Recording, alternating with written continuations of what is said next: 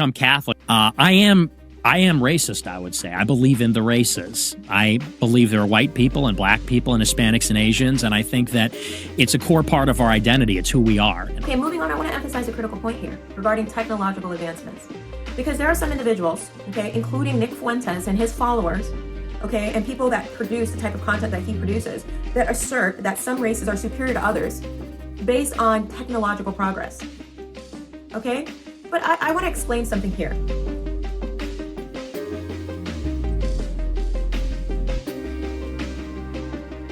All right, welcome back to the Moral Compass Podcast. Today is episode 2, part 2. Last week, we left off with talking about racial constructs. We also, over the last couple of episodes, broke down why we're focusing on racial constructs in this first season of the Moral Compass. So certainly morality affects all races, okay? We have moral issues in every race, but we're talking first season about Black cultures. One, because I am Black. It's just best to start with what you know. And number 2, because this group of people, this identity, right, has been long blamed for a lot of the moral corruption in the world. We are going to talk about what's true, what isn't true, and kind of get ourselves back to balance. So in this episode, we're going to be digging in to kind of exploring more about the origin of racial constructs, where they come from. Last week, again, we broke down race, okay? And I need you to go check out that episode so that it can all make sense. Or at least make more sense, right? Because we really got into a lot of it. Was very pedantic in that I am breaking down to you exactly why color is what it is, right? Why facial features, what, it's referred to in, the scientific community as phenotypes. How did we get phenotypes? The shape of our nose, the shape of our lips, the construction of our bodies, right? Our complexion, our hair texture, all these kinds of, even our eye, every single thing about the human body is intentional. We are used to thinking about it on a very surface level. Oh, it's just about beauty and aesthetics. It's all, God just designed us all as, different complexions of people to make the world beautiful. Kind of like, I don't know if you remember, if you were ever in the Christian community, but, red and yellow, black and white, they are precious in His sight. First of all, what? Red, yellow, black, white. No, none of these colors, okay, out of the Crayola box actually properly represent the color spectrum that is humanity, okay? No one is red, yellow, black, or white. Believe it or not. And I know somebody out there with very pale skin is going to be saying, I'm white. And someone who has very dark skin is going to be, I'm black. Okay, nope, you're not. No one is white, no one is black, no one is actually red or yellow. These are just terms that we came up with constructing to say, okay, you're close to this. And again, it was for the purpose of polarizing us, right? What is closer to what? So yellow is kind of closer to white. So you're kind of on the higher end of the spectrum. Red, at least, you're closer to yellow, which is, but black, that's a polar opposite of white. And white is the epitome of, human greatness, okay? These literal constructs, these terms, were designed to separate us based on something that actually doesn't separate people. So we came to understand that color does not have any say when it comes to intellect, right? It plays into intellect 0%, okay? The amount of melanin a person produces is not indicative of their moral character, okay, or their moral potential or their intellectual potential, regardless of what Nick Fuentes says, okay? No matter how tantalizing he makes it sound, right? Because it just sounds on the very ignorant surface level that maybe there's some truth to it. Why? Because you look at a lot of the moral depravity in people who happen to share a certain complexion and you go, I guess it makes sense, right? Because if they were smarter, they wouldn't do those things. Okay, again, what we pointed out in the last episode was that a lot of what we consider science, okay, back in the 1200s and in older time periods, this was pseudoscience. Pseudoscience meaning that this is not really science. They were not science, right? So you go ahead and do your own research based on the information that I provided to you in the previous episode, part 1. and you will come to see that what I said is correct, right? So again, please stop listening to the Nick Fuenteses of the world. Stop listening to people who are very narrow-minded in their understanding of how the world works, and basic biology, okay? And, saying that correlation equals causation. So they're looking at the fact that maybe many people who share a complexion also happen to have a certain seem to appear to have a certain similarities in lifestyle, and saying, okay, so if there's a connection between the color of their skin and their intellectual abilities or their moral, potential. Okay, this is all false. There is actually a deeper reason for this, and it has nothing to do with complexion. Okay, we as human beings are identical. Genetically, we are identical. What separates us is a handful of genes. Okay, and it only indicates, how much melanin we produce.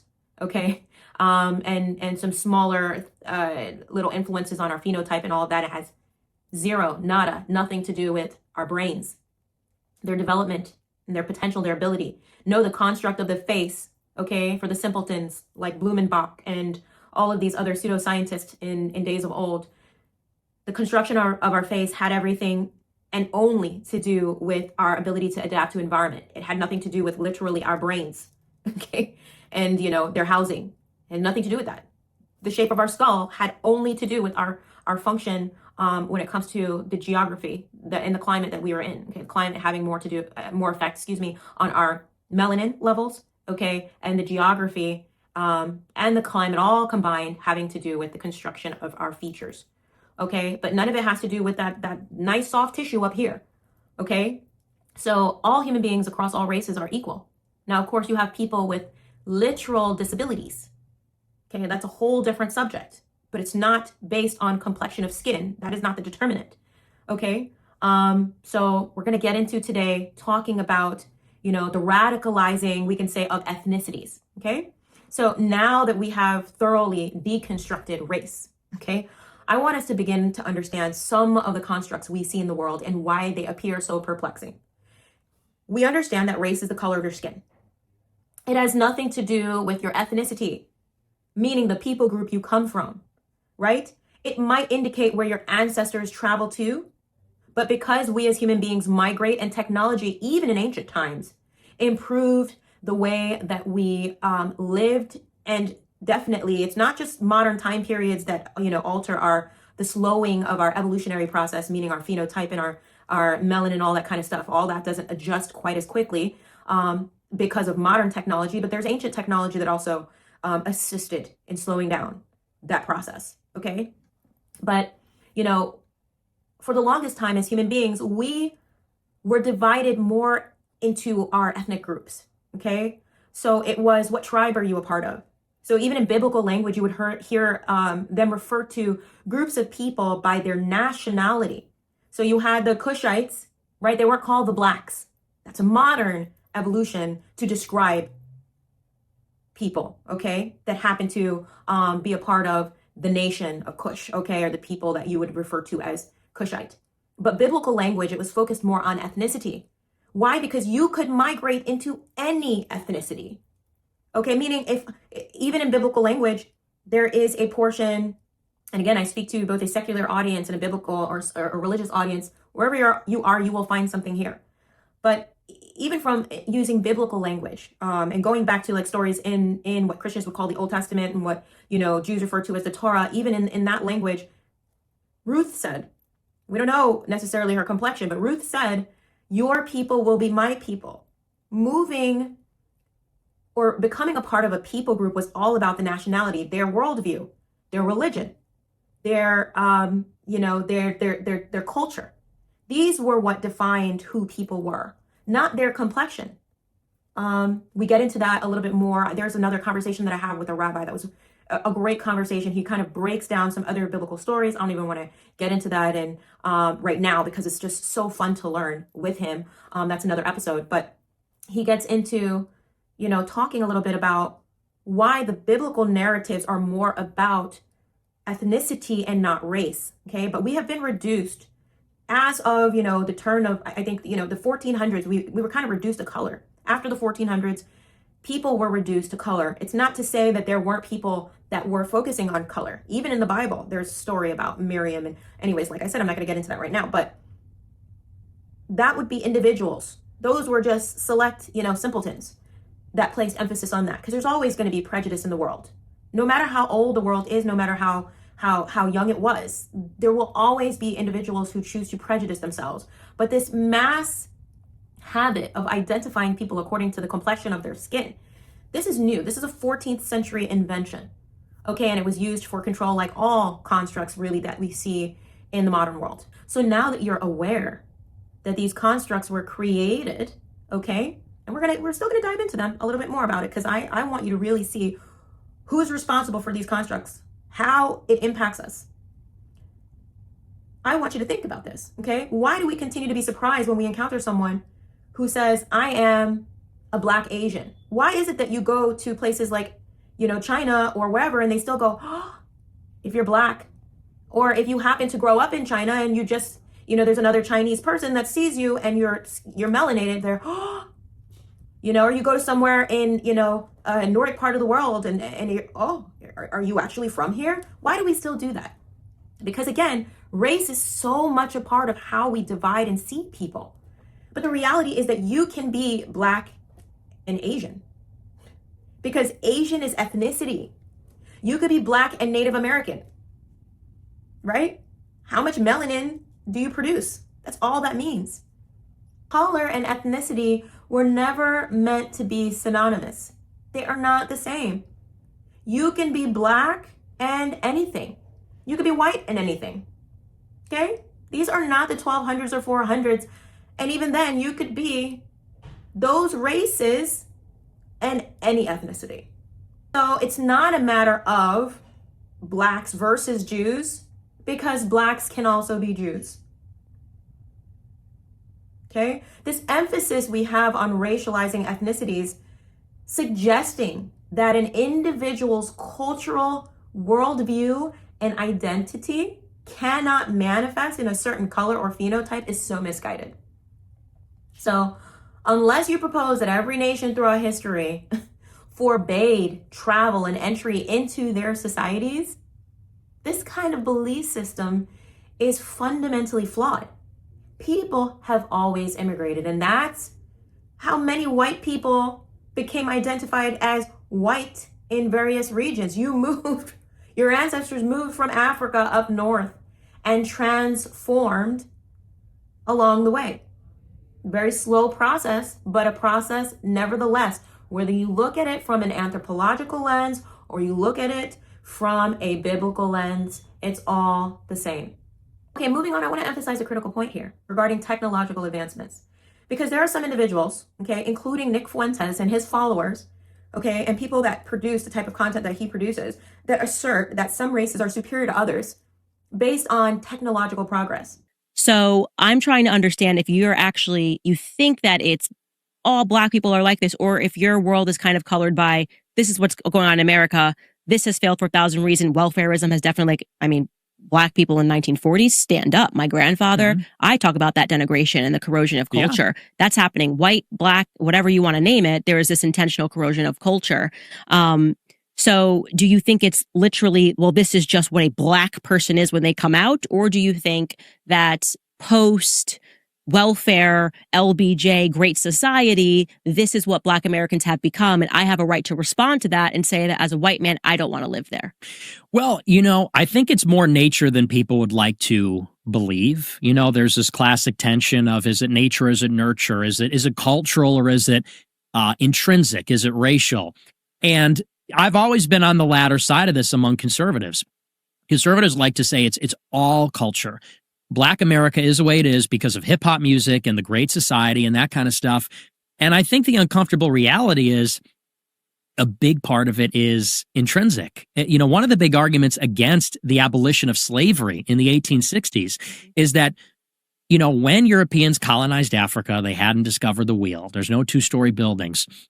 There's no writing. There's no written language. Missionaries had to go to Africa in the last century and invent it for the African people because there's no recorded history. They didn't have writing. In sub-Saharan Africa, and Europeans did not penetrate that until late 19th century, They didn't have any of this. To the extent that you have infrastructure in Africa, it's from the Muslims in the Sahel, in the Maghreb, in northern Africa, where the Arabs colonized.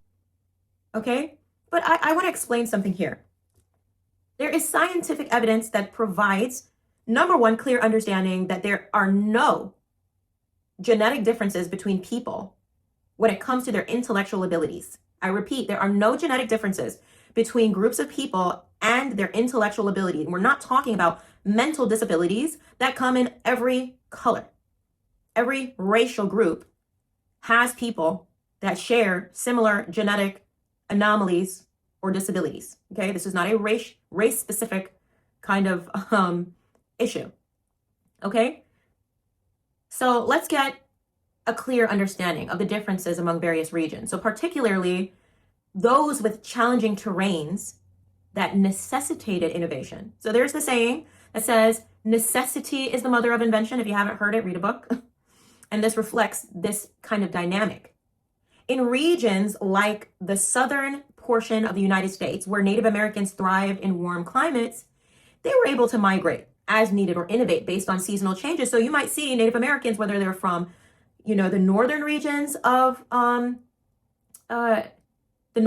the United States, prior to it being the United States, or the southern regions kind of having similar characteristics, And that's because there are no seas separating them, right? They can migrate, they can travel north when they need to, and when the weather was inclement or cold, and the temperatures were frigid, they simply move south, right? So the harsh northern climates in places like Canada even, and parts of Europe with their relentless winter storms, they require different adaptive strategies. So the abundance of resources and favorable conditions in warmer areas of the world fostered a level of contentment among their inhabitants, leading to less urgency for innovation. Consequently, societies in colder regions are going to develop many of the technologies we associate with modern inventions, primarily for comfort because they needed it. Are the environments that we refer to as paradise, we refer to them as such for a reason. Okay? They provide what we need without the same requirement for invention. They're natural oases. So people frequently vacation in warmer climates. It's rare to find extended visits to northern regions unless there are specific interests you might have, or an inquiry. Like you go to parts of Europe in frigid places because you kind of never been there before. So you're interested, to see the lifestyle. You're interested in trying the food. You want to see what the architecture is like. You want to experience that, type of weather. But I've been to Denmark. I'm from Florida. I've been to Denmark. I'm good. I went there once. I'm good. I don't know if I want to live there unless I found the culture so, exciting and captivating that I would want to be there all the time. And I'm not saying that it isn't a wonderful culture. I think it's an amazing culture. A lot of the Nordic spaces could teach us a thing or two culturally, but I'm not going there for the temperature. I'm not going there for the weather. That is for sure. I'm not going there for the resources. I'm going there for for a lot of things, but not that. Okay. I'm even going there for the technology, because that's a lot of these places. That's where you're going to get a lot of the very unique kind of technology. We get IKEA from these places. Okay. In order to make life adaptable and easy, they have to create technologies for indoor comfort, because you can't be out in the elements. Okay, the elements are where you go, you brace yourself, you get what you need, and you find a way to get back inside somewhere. You're looking to be inside. Whereas in places that are warmer regions of the world, it is paradise. You don't want to be inside. You're hiking, you're walking, you're swimming, you're frolicking, okay? You're not doing that in frigid regions of the world, especially not during the winter season. So this dependency on technology has become kind of so ingrained that we hardly recognize our reliance on it today. And why? It's simply because we're accustomed to it, because it was brought and spread throughout the world via colonialism and colonial and imperial mindset, that this is the way. It's not to say that the people in these regions of the world asked for it, needed it, were dependent on it. It became something that it was attractive because there's this message, this internal message all around the world that the West is the best. But I am of a Rastafari mindset. The East is the best, right? The West is a mess, okay? Because while there's so much technological advancements, there's so much depravity when it comes to our cultures, okay? But we're diving into all of that. I want to talk really quickly about the N-word because it actually gets its roots from a country that was granted divine authority to conquer and enslave. Do you know what country that is? It's Portugal. Portugal. You know where we get Portuguese, where we get Espanol? It's Portugal. Portugal was granted divine authority to conquer. Don't know if it's still the same word used today, but in 1455, the word was, let me spell it for you, Niger. You guessed it. That this first nation granted authority by Pope Nicholas V. And if you're not sure what a pope is, that would be the leader of the Catholic Church, to enslave anyone that was not a Christian. And throughout the period of slavery, the association with uncivilized peoples were that they were also melanated. And so rather than saying, let's enslave this group, this group, and this group, and this tribe, and that people, so they could actually know their identity, where they come from, we just all became blacks, right? The red and yellow, black and white. We were just all blacks. Even people that were cool brown, they were blacks, or they were savages. You know, they were brown, so their melanin made them a little uncivilized. Okay, so these papal decrees, we talked about it last week, Dum Diversas and Romanus Pontifex, were rooted in the great chain of being. We also talked about that last week. And it was a Greek philosophical construct that taught and refined this kind of medieval theology, portraying that all existence was a part of some divine hierarchy. You had God at the top with his angels, then you had the kings, you had the royals, and then you had the peasants, and then you had the animals, and you had the earth, right? This idea of placing people in hierarchies, okay, began to be imposed onto humanity itself with faith, redefined as a position of privilege and power. So not only were you a better human if you were Christian, but a white Christian, bow down. But you can't change your brownness and your blackness. You can't change that. But you can step up the rung a little bit if you were Christian. Okay, so these papal licenses provided the moral justification for a later racial construct. Okay, this hierarchy was sanctified as sacred order, and complexion began to serve as evidence of where a person belonged. The shift was not an ethical convention. It's not a moral convention. It's a profound moral mistake. It's the elevation of power over truth, reducing human beings to mere categories to justify domination. And from this framework, as I said, we get that infamous N-word. Those fitting the model of pagans or infidels and Saracens, that's what the Pope called them, were eventually reduced to anyone with dark skin. So Africans became easy targets. Although, again, all of this kind of, as how close can you get to the features of a white person?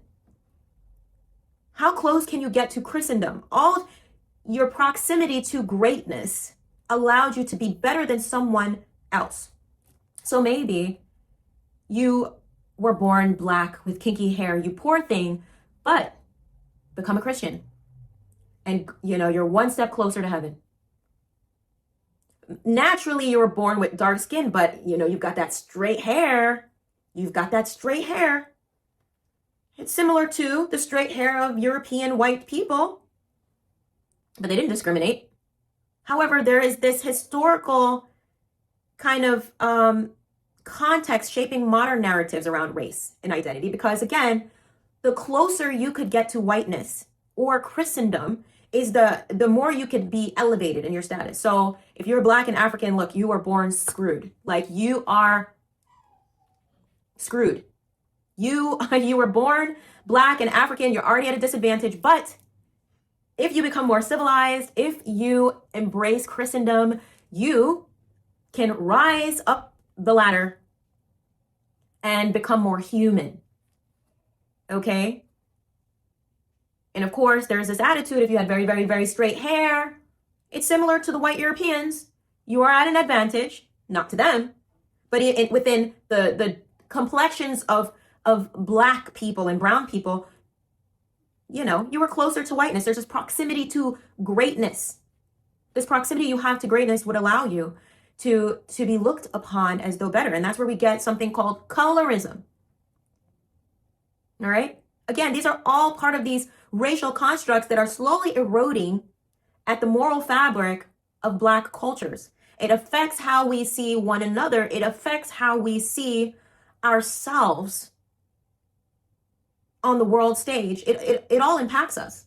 And it does affect our moral fabric. So after emancipation from slavery in many places, some individuals within the melanated community, we turned on one another. We're grappling essentially with centuries of self-hatred. Excuse me. There are these internal classifications emerging, you know, judging who was too dark or whose hair was too kinky.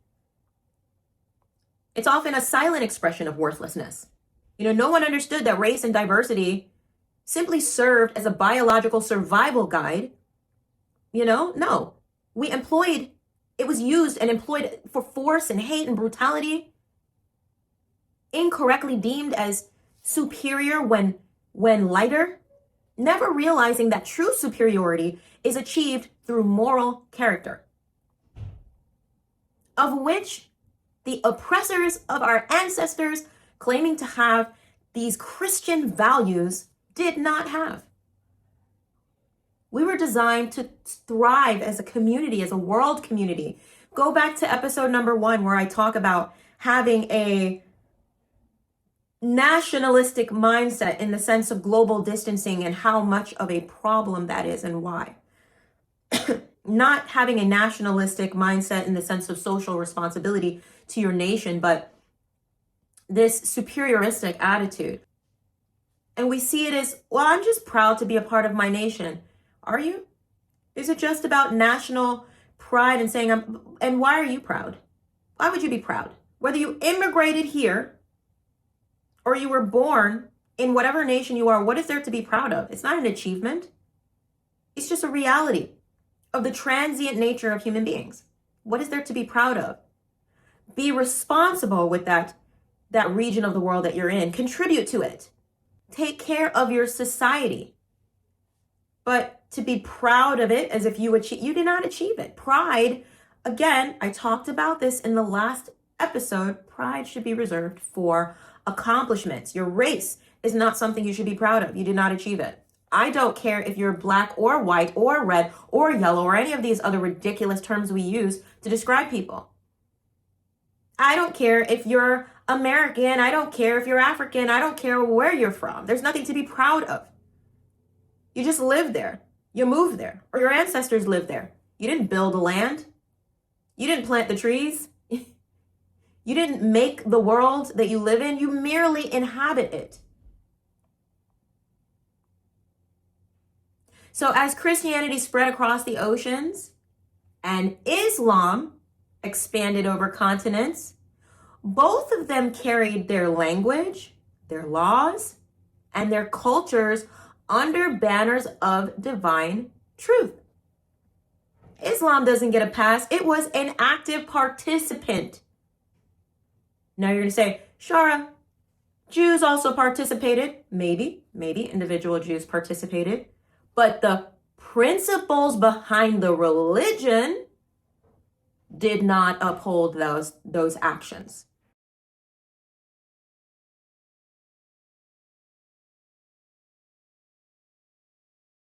Whereas in the religion of Islam, In the religion of Christianity, slaves obey your masters. You say, no, that's not a Christian and an Islam. That's not exclusive to those religions. It's all of the Abrahamic laws. In fact, Shara, it's in the Torah. In the Torah, they talk about that. But do they? Or is it a mistranslation? Is it a misunderstanding about the term Eved, which I will talk about again in another episode, another interview? By the way, let me pause here for a second just to tell everyone. If you saw the trailer leading up to this podcast, you might be excited because you saw a couple different individuals that I interviewed. And you might be saying, where are those? That's the meat and the potatoes that I want to talk about. I want to hear those interviews. Those seem like it's going to be a riveting conversation. Absolutely. But I'm laying a foundation. That's what I'm doing. Every episode, by the way, is going to get better and better and better. I'm laying a foundation so that we could be on the same page. I think there's a lot of podcasts where, and again, I'm not knocking anyone because there's different strokes for different folks. There's different types of podcasts out there. But there are a lot of podcasts out there where people are really just shooting from the hip. It's just, they're saying whatever comes to their mind that day. What's the word of the day? What's the news of the day? Let me just break that down. This is an educational podcast. The Moral Compass is an educational podcast. So in order to be educated on something, you have to lay a foundation of knowledge.